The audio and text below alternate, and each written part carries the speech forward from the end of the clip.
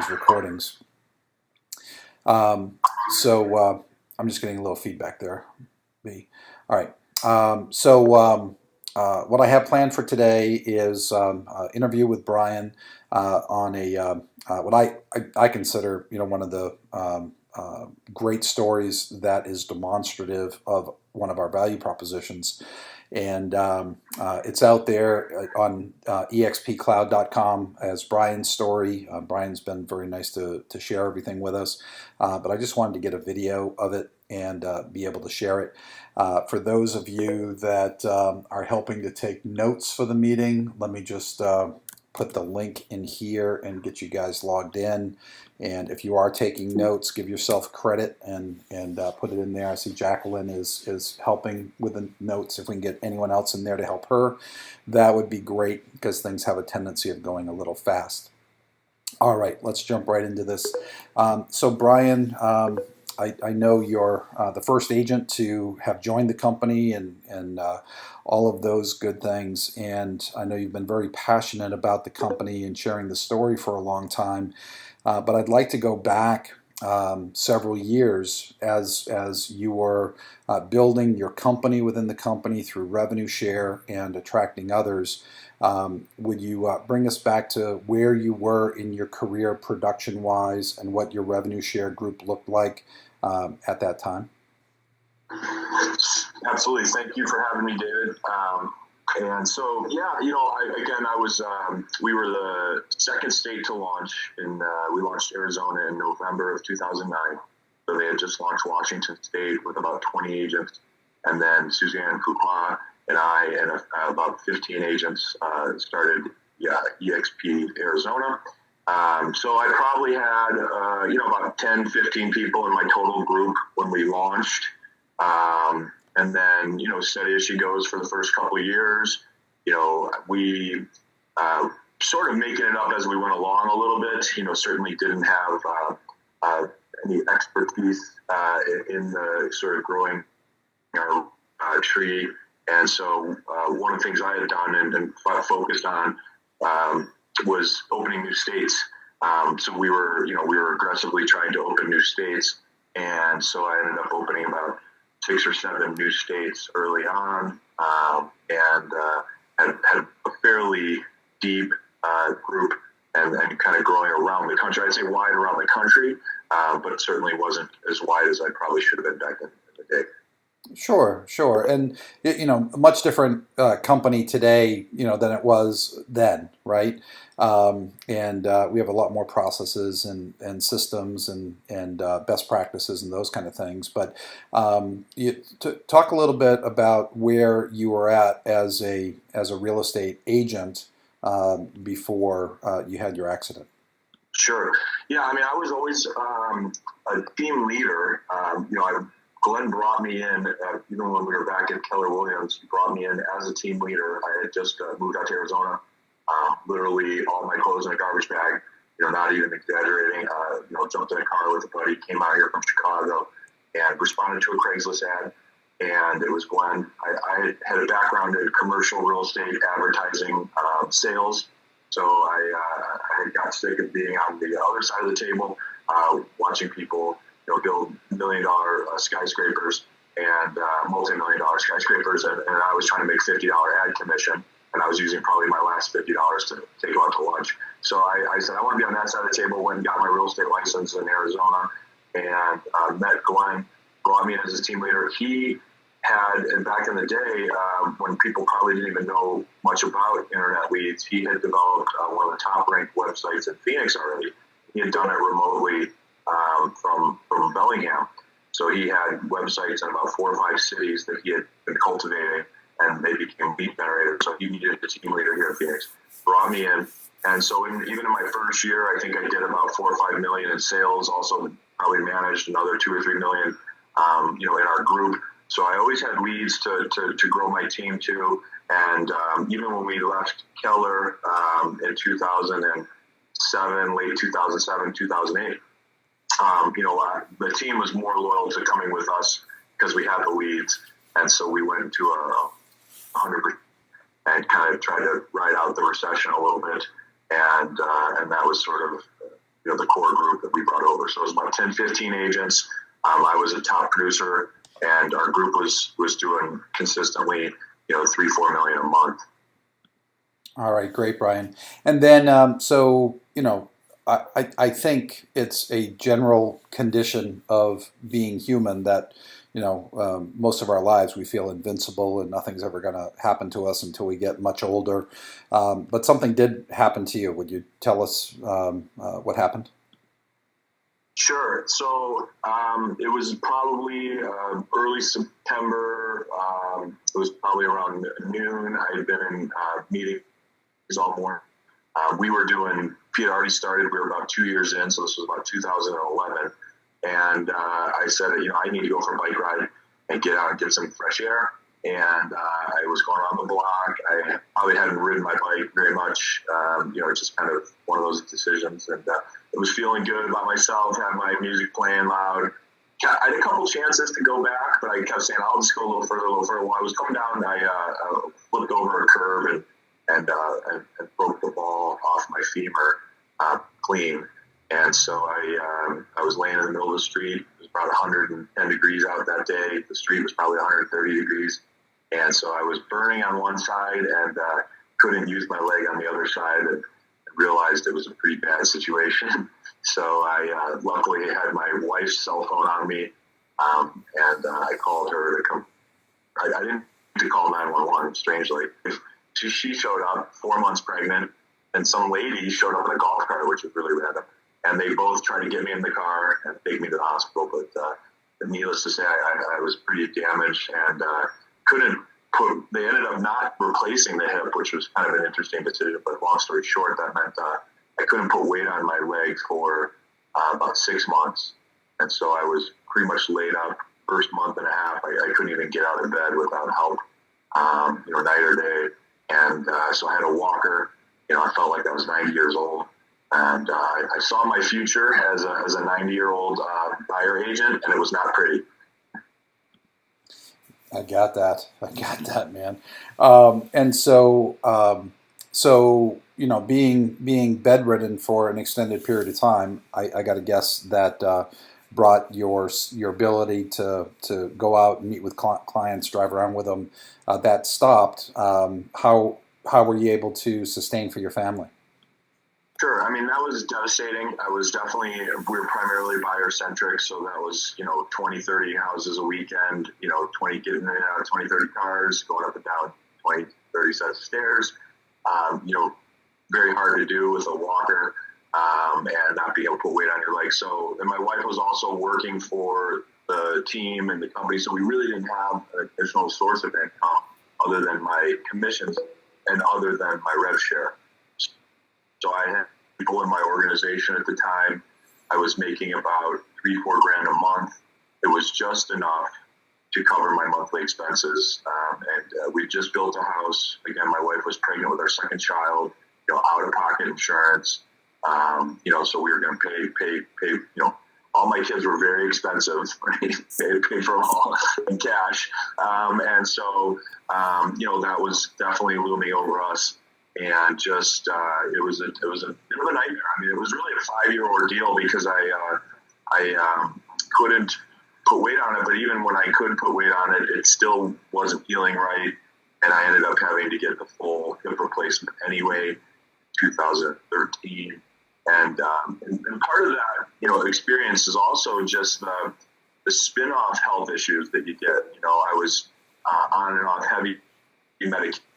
Steroids, I was taking pain pills, and not never abusing them, just taking a lot of them. When you are in that, the doctor used the phrase, the granddaddy of all bone break, because it was like the equivalent of getting T-boned in a car accident with a car going 60 miles an hour, smashing into your passenger side door. So, that was my experience, but that the one silver lining and the one saving grace, if you will, was the fact that I had built up my revenue sharing business and was able to keep the lights on. Yeah, that's to me. That's the home run of the value proposition. When I first started here, my experience, was with profit share at my previous company, and I had a lot of people. I have about 160, 170 people in that group, and it was only paying me about 35,000 a year. So, when I came here and heard your story, and that you were making more than that, and it was able to pay to keep your family afloat until you literally could get back on your feet and start running your business again. I just thought it was a huge demonstration of one of our value propositions. What would you say to anyone wrestling with the time constraints of doing everything else that they need to do in their life, everything else in their real estate business, and struggling with setting aside that time to build their rev share? Yeah, I mean, looking back, it's the only thing I had time for. I'm so thankful. This story will be my $1 million plus story. That hip is going to make me a lot of money, and I use the story quite literally. I suggest everybody else use the story as well. Or if you have your own story, nobody plans on getting hurt. You don't plan on these little business disasters. Life throws a lot of curves at us. I've got a gentleman here in Arizona that was a top agent for a number of years, always just one of the best agents I've ever met. And all of a sudden, he had to become a full-time caregiver for an 88-year-old father, and couldn't leave his father alone for more than an hour. It was sort of a family decision. He kind of drew the short straw, and ultimately, for 2 years, he's been a family caregiver. I've got another gal in my organization who came down with MS. We've got I'm sure we have a number of folks in the organization that have dealt with issues similar. So, at a lot of levels, this is very much a business insurance plan. It's John Lincoln refers to it as the Aflac of real estate. But, it's definitely you really have to make time for it. I've got 3 kids under 8. I was a sales agent first and foremost, doing everything that, and I was laying in a hospital bed, or, laying around doing a lot of this as well. So, I have every excuse in the book to not do it. And, but I definitely realized the power of doing it. Well, thank you, Brian. And I do have the opportunity to talk to a lot of folks along the way, and some folks come to EXP with the thought that they're going to focus on helping to build the company, and then there are some folks who have a mindset that they don't want to be a air quotes recruiter, or have that as a focus. And I think when you first came over, it wasn't a focus; it was a passion. And so, would you just talk to that a little bit as far as the mindset?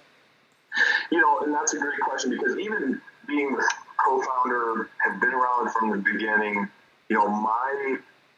My attention level, my energy level, my passion for EXP has definitely ebbed and flowed, just like everybody else. I wish I could say, David, I wake up every day and go, I'm making 50 calls today, but I haven't. But you have to force yourself, and you have to flip the switch and tell yourself, I'm making this a part of my business. You really have to. It's almost a mental decision that you have to make, and then just put the processes in place. Set up the system. I met with a gal yesterday. She was struggling hard, and she'd been a real estate agent, but only had one deal since, I think, 2004. She was in the manufacturing business. And so I just listened to her story, and I basically said to her, you need to set up your real estate career like a factory. And she literally, like, her eyes lit up. She was just like, I get it. I said, you need to build the systems, turn on the switch, and the products will just come out. And so I helped her build the system. I showed her kind of some of the things that we do at EXP. We have so much, there's so much value. It literally is irresponsible. It's not just irresponsible for us to join or not join. but it's irresponsible for us not to share this with other people. It is such a game changer. It's such a life-changing company on so many levels. Even the fact that I'm, now out running Spartan races and hiking again, and getting out and using my hip in ways that I never thought I would hike again. And a lot of that is due to the people in this organization that I meet, the inspiration, the motivation, the coaching. Seeing other people run hard, makes me want to run harder. When I met Pat Hayes, I realized, I knew EXP was all about, but when I met someone who was brand new to the company and had so much passion for this opportunity, it almost like re-flame for wanting to get out and run. And then that just started building on itself, meeting other people, the Chuck Kellers, David Dunlap. I can go up and down the line. And certainly the people that have been with me from the very beginning, Jim Gerard, Joe Schumer, Suzanne, there's been people that have been with this company, even Jason. I remember back in the day, Jason and I used to have a lot of heart-to-heart conversations. David Harder used to have a lot of heart-to-heart conversations about, is this thing going to work? Should we really be doing this? Is this really going to happen? David, you and I have had conversations. And so, we've all sort of kept each other focused, kept each other grounded. That's why this class has been such a crucial piece to not just my business, but I think the fact that this company has grown so much in the last 2 years is really due in large part to David Gagnon and this class that we all have every Wednesday, to come in and lean on each other, hear each other's stories, and push each other. And then when you meet the people like Tracy and Scott Lewis and Rob Flick and Gene and just seeing people that are the true masters of this kind of an opportunity, and they're here sharing with us and giving us their tips and tricks willingly. We really would be irresponsible to not follow suit. That's great, Brian. Thank you so much. I know you're a little pressed for time. That slide deck that's rotating behind you, I shared with everyone. I know you're big on sharing. So thank you so much for doing that, and thanks for your contribution. Well, David, thanks for having me. Absolutely. Feel free to use it, make it your own. It's kind of my personal story, but it's a lot of philosophy and sort of high level thinking and coaching and motivation. So thanks everybody. I actually have a brunch and learn in about an hour, so I'm going to hop in and go try to introduce the opportunity to as many new agents as I can. So, all right. Good luck, Brian. Thanks. Keep growing, baby. Thanks for having me. All right. Bye, guys. All right. Bye-bye.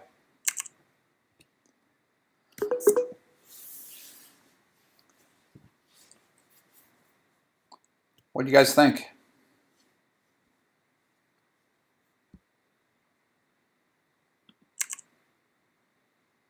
I'm just looking at this screen here. That's pretty incredible. Yeah, I put the link in the chat for you guys. I also put it in the document, which you guys should all have access to. All right, let me make a transition here, jump into the next thing that I want to talk to you guys about. Just give me 1 second. And hold on, want to get into screen sharing here. Hold on. Just give me 1 second. Here we go.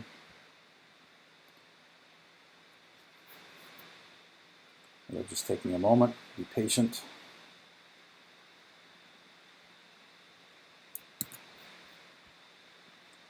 And then let's go to show. Here we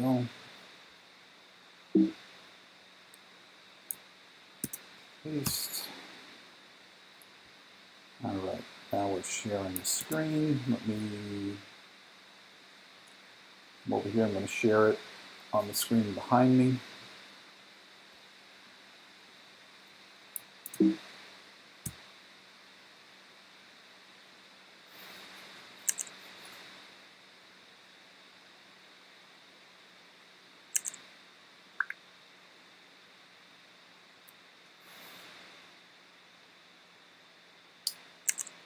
Oh, hold on.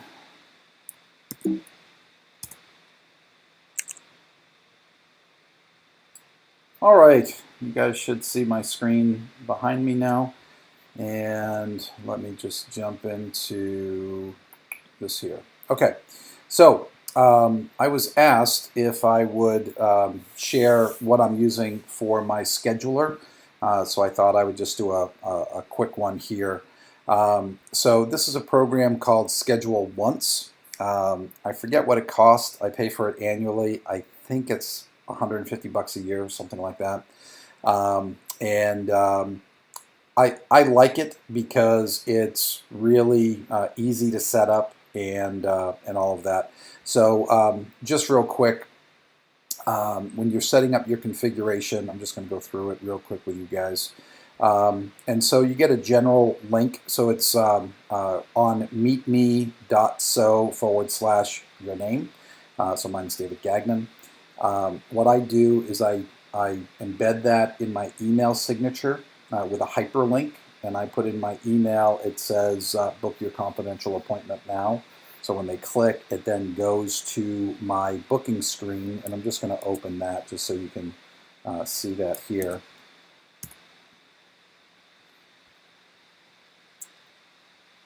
And so when someone comes to my booking screen, they have to put in what time zone they're in, right? So that's kind of important. So it'll show in their time. And then they just click next. And then they can pick how long the meeting is. The way I do meetings with folks is if it's a first meeting, it's 30 minutes, and we book that. If someone is booking, I always use a script that goes something like this. Chuck, I'd love for you to self-book when you're ready, and please take the maximum amount of time because I definitely want to spend time with you. Now, I only say that if that's true, but the reason why I have it 30 minutes down to 60 minutes is I want to be able to book the maximum amount of time with the people that I want to spend the most time with. So they get to book that, so they can click that, then they click next, and then they can see anything that is white has some openings, so they can pick a time, and then on the right it shows all the time slots that are available. And so they just come over and they pick one, they click next, and so they put in their subject and name. They have to put their email in. They don't have to put their company, phone number, all of that, and then their notes. And then they click done, and it sets the appointment. And so in here, I have all of these scheduling options, and I'm just going to run through them real quick because I think some of them are important. So I do automatic booking. So if someone books and it's time available, it books with them. If I look and it's someone took time that shouldn't have, I'll communicate with them and we'll set a different expectation. But you can also set it up that they can choose 2 or 3 times to give you options. So you could say, I don't want automatic. I want you to propose 3. I'll accept one of them. I don't do that. I just do automatic. You can also have them set up multiple sessions, right? So maybe they have to pick 2 times that work. Or you can set up group sessions. So I just do automatic single sessions, really easy. For time slots, you can say, I only do half hour, I only do 1 hour. I set it up so I do 30 minutes and an hour, and I set it up that they can only start at the top of the hour and the bottom of the hour. And that way there, I know all of my meetings start either 1 o'clock, 1:30, 2 o'clock, whatever. When I didn't do that originally, I had people setting it up for 2:05, and then the next someone else would only want to book at 2:30, and so that slot was dead because someone took a 30-minute slot from 2:05 to 2:35, and so it really chopped up my calendar, which I didn't like. So I set it up top of the hour, bottom of the hour, and 30 minutes apart. You can do that. So you can also set your workload rules. So most of you are professional real estate agents, brokers. And so you may say, look, I want to do as much agent attraction as I can, but I need to be disciplined in my real estate business. And so I do not want to do more than 10 appointments a week or 2 appointments a week. You can set it up in here that I'll only do X amount per day. I'll only do X amount per month, per week. And then these time frame rules are, I think, pretty important. I didn't use them initially. So in the time frame rules, let me just jump on that for a second. You can come in here and say, number one, I can fix it only at 1 hour or half-hour appointments. That's fine. I can set it up when it's going to start. But how much before the event can someone book it? So what I used to do is, if I'm open, you can book it. Well, people would book time with me 15 minutes from now, and I wouldn't know because I didn't block out enough time on my calendar. And so I now have it set up that no one can book anything with me for 1 day prior. So every evening I get to see what my next day looks like, and no one's going to drop in unexpectedly. And so, that also gives me the ability that if I have 3 hours available today, I got callback times, I can be proactive, I can make new calls, and those kind of things. The other thing is into the future. So if you let someone book 6 months into the future, they might, and then they might forget about it. And so you can say, no, you can't book more than 6 weeks into the future. So that's what I've done. Time zone, always display time zones, always compel them to put in their local time zones, and so all of that. Then let me jump back in here. Availability. So the availability, you can come in here, and so what I did is I said, look, I'm available 9 to 5 every day except Friday, 9 to 1. And so I don't have to block out any other times on my calendar. If you say, you know what, I do real estate lead generation every single morning from 9 to 12, well, that's great. If you say, I'm willing to work on attraction, once a day, from 3 to 5, or some other time slot, or maybe on Mondays it's the morning, on Wednesdays it's midday, and on Thursdays it's end of the day. You can set up when you're going to let people get into your calendar. Or you could say date-specific stuff, right? So you control this. And then time zone editing, make sure you set this up in your proper time zone. So in your Google Calendar, obviously you need to have that set in your local time zone, but in this you need to set it in your local time zone also. Then in calendars, hold on, I've just got a lot of stuff going on here.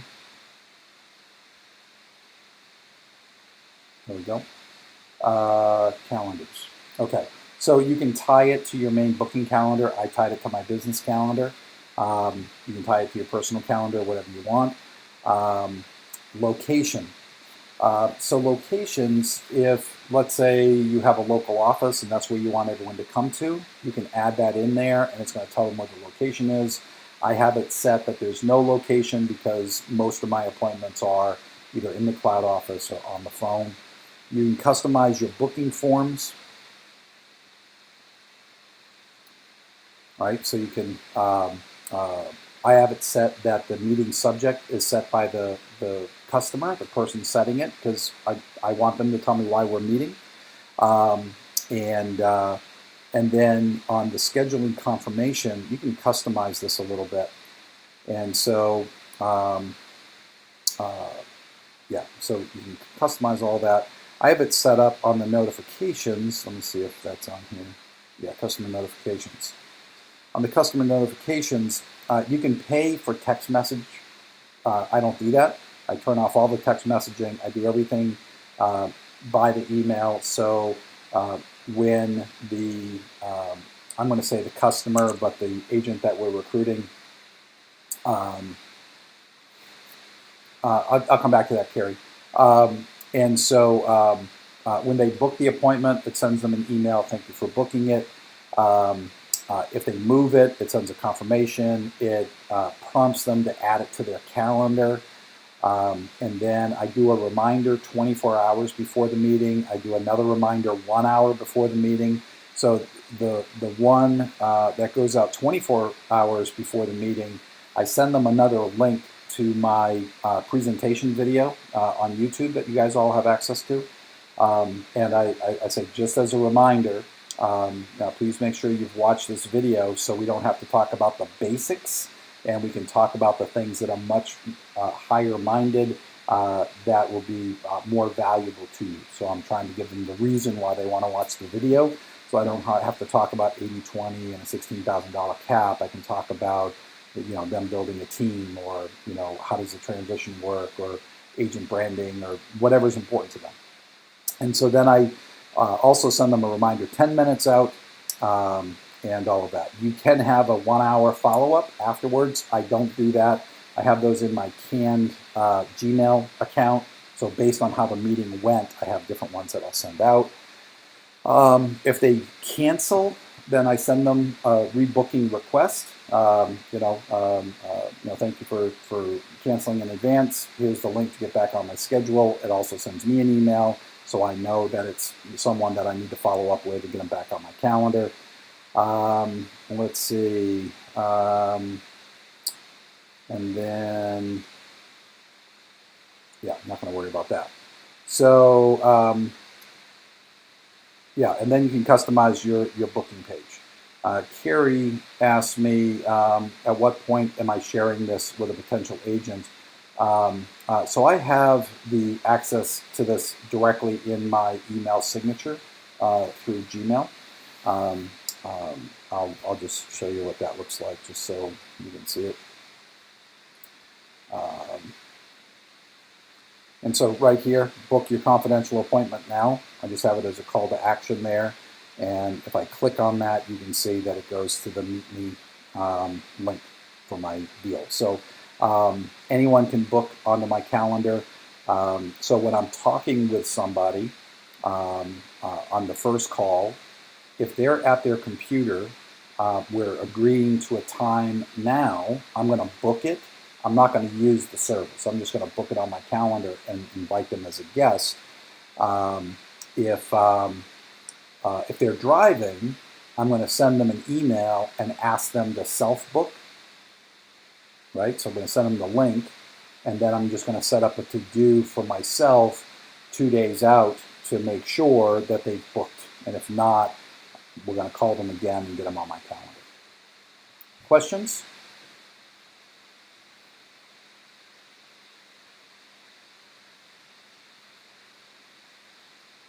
All right, if there's no questions, I'm going to end this this part of the meeting.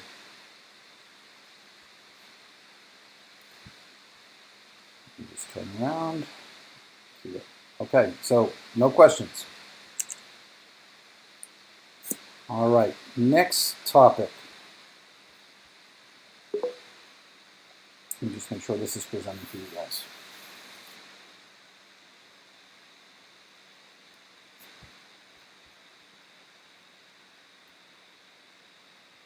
All right, so this is a little topic that I put together for today called self-accountability. And let me just run you guys through this. So holding yourself accountable is the most difficult task of being self-employed, in my humble opinion. Right? One of the best things about being self-employed is you don't have a boss. I think one of the worst things is that we don't have a boss, right? It's up to us to be our own boss. And so, you have to realize that you are the boss. And this isn't just, me talking to you. This is me talking to myself. This is you talking to yourself. This is you guiding the leaders on your team. And so just a few things. I think you've got to be a great boss to yourself. And if you can't be a great boss, you need to fire yourself, right? That doesn't mean you have to go get yourself a boss, but you can have an artificial boss. You can hire a better boss, right? You can have a coach. someone to help you be a better boss of yourself, right? And so I just wanted to cover a couple things here, right? So I think first of all, if someone has no plan, they will have no success. Or even if they do have some success, they won't even realize they're having success, and they could even quit before they fulfill their full potential. And so I think having a plan is important. I know most of you understand SMART goals, but I just wanted to talk about them a little bit. So a SMART goal, SMART, the S, right? The goal has got to be specific. And so I'm going to have this around growth, right? This is your business. So what is your goal? And so, like I shared with you guys in a previous session, my goal is to build my revenue share group in the same way that I help build the company, right? To go from 272 to 3,500 in 4 years. And so part of that is developing leaders. Part of that is supporting my people. Part of that is improving systems, those kind of things, right? And so my goal is very specific. It's also very significant, at least to me, right? If I can grow a group to 3,500, that is not only substantial and significant to myself, but also to my family and to my team. Because there's no way that my group gets to 3,500 without my key people winning in a very big way, right? It means the people who are doing the things that are important to grow are having large success. And I think if you're going to be a good leader, your plan has got to, your vision has got to be big enough to hold other people's dreams. And it has to be stretching, right? If you say, well, I have one person today and my goal is to have one more person by the end of the year, that's not really a goal. That's just a prediction of osmosis that probably will happen anyway. It also needs to be measurable, right? And so to say, my group's going to get to 3,500. Well, that's measurable, but I need to get it into bite-sized pieces, right? Or it's just not manageable. So it needs to be measurable. It needs to be meaningful, and it needs to be motivational. I find that motivational, and I think at some point money becomes a non-factor, right? Money's always a factor when you don't have enough. Money is always a factor when it starts to become really good money and it gives you access to things that you didn't have access to before. But at some point in time, more money does not become more meaningful, right? It just becomes a measure of success. But building something that is substantial enough that other people's hopes and dreams and aspirations can fit in there, for me, is very motivational. The A stands for either agreed upon or action oriented. You have got to buy into whatever your goal is. If your goal is to get one more by the end of the year, wonderful. If your goal is to be 100 larger by the end of the year, you have to have buy-in to it. Because if it's not a SMART goal for you, it just becomes conversation. And it also must be action oriented. You need to be able to say, in order for me to achieve this, these are the things that I need to do. And if I do these things, there is all reasonable assurances that the goals will be achieved, right? And so the action item becomes very critical. And so in real estate, that might be calling FSBOs. In real estate, it might be door knocking. In real estate, it might be um, um, uh, um, attending networking sessions and having X amount of conversations. If I know what my ratios are, I know what my end results can be. They need to be realistic and results oriented, right? So is having a group of 464 by next April realistic? I know it's realistic. I think that's too small for the group, but if we just follow the path of what the company did in the last 4 years, then going from 272 to 464 is very realistic. I think we'll be closer to 1,000 in that time period, right? But it has to be results oriented. So we need to be able to track that. We need to be able to know if we're moving towards that so we can make adjustments.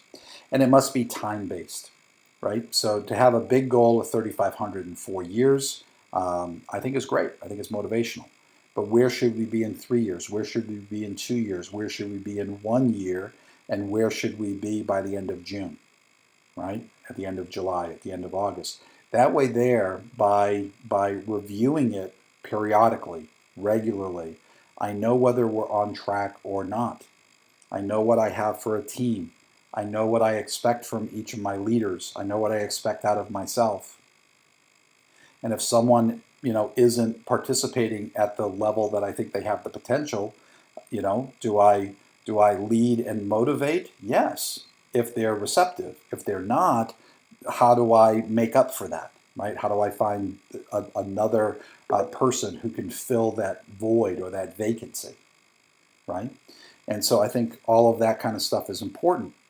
And so I've done a lot of coaching, and I'm not saying I'm a good coach at all. This is the coaching style that I learned a long time ago, and I've used this for years and years. And so if it's ineffective, maybe I've been an ineffective coach. I've always felt that this was very empowering. And so I think you need to learn how to have good accountability talk. And for some of you, it is self-talk, right? And so if you can do this, whether it's on a daily basis or a weekly basis, and have the accountability talk with yourself and make the adjustments that you need to make, then that's perfect. Schedule that time. Either the last 15 minutes of each workday, make this the last thing that you do, or maybe it's the first 15 minutes of the next workday to do a review of yesterday and to make your plan for today. Maybe you do it once a week, but I don't think it should be any bigger gap in between there. If you can't do this effectively yourself, then you have to get an accountability partner.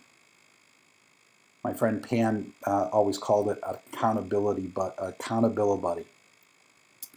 And that should be someone who's in this room or someone that you're going to empower. It might be your significant other.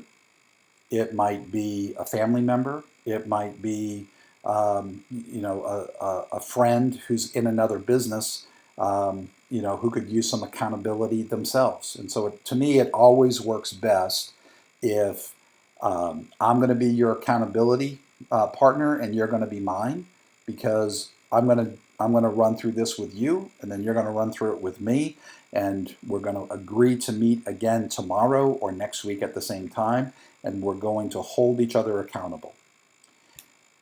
And if you can't find an accountability partner, or if that doesn't work for you, then find a great coach. Okay? And for me, having a coach is like having a trainer at the gym. If you're paying whatever you're paying, $500 a month or whatever it is in your area, to have a coach at the gym, and they're meeting you 6 o'clock every morning to do your routine, whether you show up or not, there's a greater chance of you showing up, right? So that's one of the accountability parts. I'm paying for a coach. Damn right, I'm going to show up, and I want to find a coach that I can empower, that I'm going to follow. But when I've played coach, this is the pattern that I would follow, right? And so this was every time reviewing the difference between today and the last time we met. So typically once a week. So let's say I was doing this with Chuck. What was your goal? And the goal shouldn't be, so let's say Chuck's goal every week is to add 2 people to his revenue share group, or to attract 1 person personally every single week. And so, well, that's fine. That's the result. right? What I'm interested in is what is the action. And so if the action is to have 4 attraction appointments this week, well, good. Did you? If the action was to make 50 phone calls this week, good. Did you? Right? And so for me, it's always action. And then if you track your results, you can figure out where you need the work. So I think where most people fail is in the initial action. And so where does agent attraction start? It starts with the first hello, whether it's face-to-face at an event like an open house or a board meeting, a board golf outing, anything like that, or it's a phone call, or it's reaching out and doing a private message on Facebook, whatever works for you as your style, right? But it's that action. So let's say my goal is to make 50 phone calls. And I know with 50 phone calls, that should lead to 4 appointments, let's say. I can start measuring that. So if I'm making 50 phone calls, but I'm not getting any appointments, the question is, why? And that leads to what kind of training do I need? If I do my 4 appointments every week, and that doesn't lead to a recruit or someone joining, and if my conversion rate I'm expecting to be 25% and it's not, then I know where I need more training. Okay, and so what's your goal? Let's say it's make 50 phone calls. What did you achieve? Say I only made 10. All right, what's the gap? 50 minus 10 is 40. The next question is, why was there a gap? Now, get out of the excuses. There's only the fact, right? So an excuse may be that there was a lot of rain and I really wanted to watch the rain. Who cares? The fact is, I did not time block, right? I did not have the time set aside. I got too busy. Or it might be other things were more important to me that week, right? So what is the fact? Why was there a gap? You need to be real and factual as to why was there a gap. And then what do you need to do to ensure that there's not a gap next time we talk? And that's really critical because that's what you need to implement in order to get on track for making your goals. And that's where you find out, what do I need? What do I need from my upline? What do I need from myself? What do I need from the company? What do I need to get done, right? That's the part that gets you back on track. And so if I need scripts, great. If I need a lesson on time management, who do I talk to? If I need to get better at the presentation, how do I do that? If I need to get better at closing someone from them saying yes to getting them moved over to the company, where do I get that skill set? But that's what you can come to this meeting for and say, for me to get better, I would like Dave to share this. Well, that makes these meetings more meaningful. Does that make sense?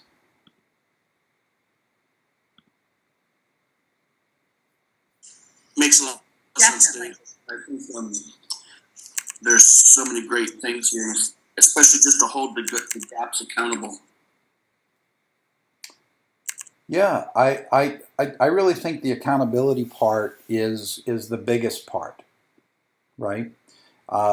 So I'm going to tell you a story of a top agent that I was coaching, and she was in the office that I was managing, and she was not making the money that she wanted to make. And I asked her what she wanted to make, and it was a significant money. So she was making maybe $75,000 a year. She wanted to make $300,000 a year, and she had made that kind of money before. She had fallen into bad habits and was really struggling financially. And so I told her I would coach her. And so this is exactly what we did. And her business was driven off of a certain kind of phone call into sellers. I'm not going to get into the tactic because it really doesn't matter. But we determined that she had to make 200 phone calls a week in order for all of her ratios to get her to the money that she wanted to be. And so 200 a week meant that was 50 a day because no calls on Friday. So at the end of the first week, what was your goal? 200 calls. How many did you do? It was a small number. Let's say 20. We did the gap. Why was there a gap? And it was my daughter this and her school that and blah, blah, blah. It was all this drama. Okay, so what do you do to ensure that there's not going to be a gap next time? Well, I'm going to be tougher with myself and blah, blah, blah. I'm going to time block and all of that. So what's your goal next week? 200. I said, well, if you only do 200, then you're not going to make 300,000 because you're already 200 calls behind in the first week. So she agreed that she would now up her goal to 220 per week and give herself some time to catch up. So the next week, what was the goal? 220. How many did you do? Let's say it was 20 again. It was a small number. And then why was there a gap? And there was a lot of drama again in her life. This time it was her car and her dentist and all of these other things. All of them factual, all of them true. I'm not going to judge, right? That it's what her story was, but the reality of it is she wasn't making the action part of her activities happen. And so, again, she made a commitment that now she was going to move to 230 in a week and really buckle down this week because she really wanted to make 300,000 a year. So the next week, she came in, we did the same thing. She did better, but it was maybe 50 calls. And I said, okay, so my job is to give you a reality check. You are not going to make 300,000 in the next 12 months. You're going to make 125,000. And she said, why is that? It's like, well, that's what you've been doing, right? Based on the ratios that you gave me and based on your ability to get the work done, you're going to make 125,000. And so you need to make adjustments in your budget now. Well, she didn't like that. But that's the reality. Right? And 3 weeks already went by.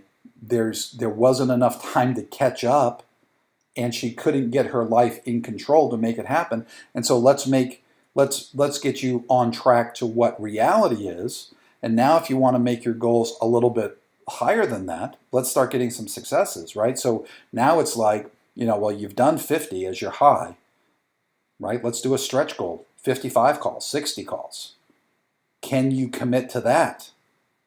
Yes, definitely.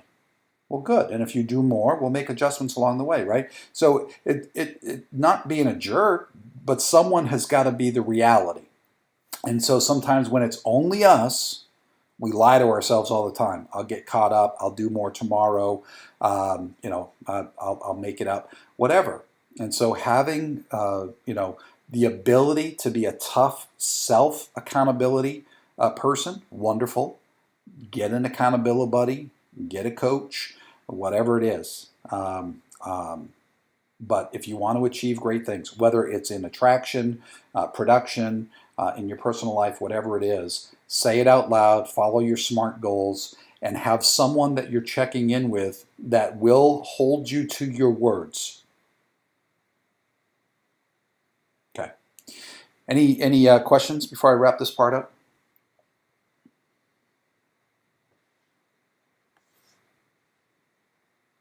All right, guys. Thank you so much for investing an hour. Hope you found it to be valuable. I'll see you guys in the cloud next week. Same time, same place.